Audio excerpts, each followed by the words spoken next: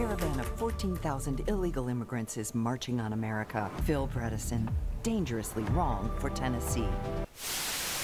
Governor Bredesen took immediate action and sent 1,600 Tennessee National Guard volunteers to the border.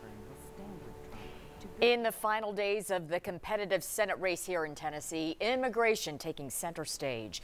Both campaigns have released ads on the topic, but what is the truth? 10 News reporter Cole Sullivan looks at the facts behind the latest attacks in this 10 Listens report. Cole? Robin and John, if you watch TV, you've seen these ads. And with immigration such a big issue in this campaign, we've heard from viewers who want us to take a closer look at the claims the two campaigns are making.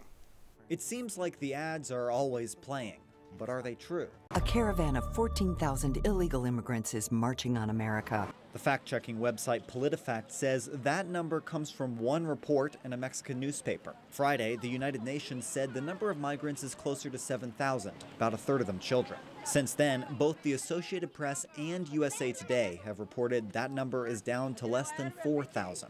And they are still more than 800 miles from southern Texas. But Phil Bredesen? A few thousand very poor people is not a threat. Bredesen did say that. Here's the full clip.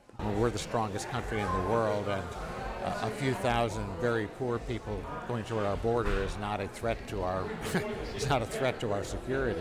As for the claims that there are gang members, Middle Easterners, and terrorists in the caravan, a spokesman for the Department of Homeland Security says there are individuals within the caravan who are gang members or have criminal histories. He says there are also people from the Middle East traveling through Mexico to the U.S. When asked by reporters about the terrorists in the crowd, the president said, "There's no proof of anything. There's no proof of anything.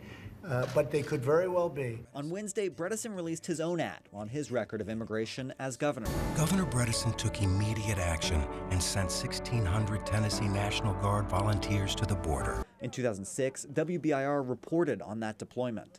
Then, Governor Bredesen went to the border to support them. That happened too. A WBIR reporter traveled to Arizona to cover his visit. And the latest NBC Marist poll says the race is tight. Blackburn is ahead by 5 points, but get this, the poll's margin of error is 5.7.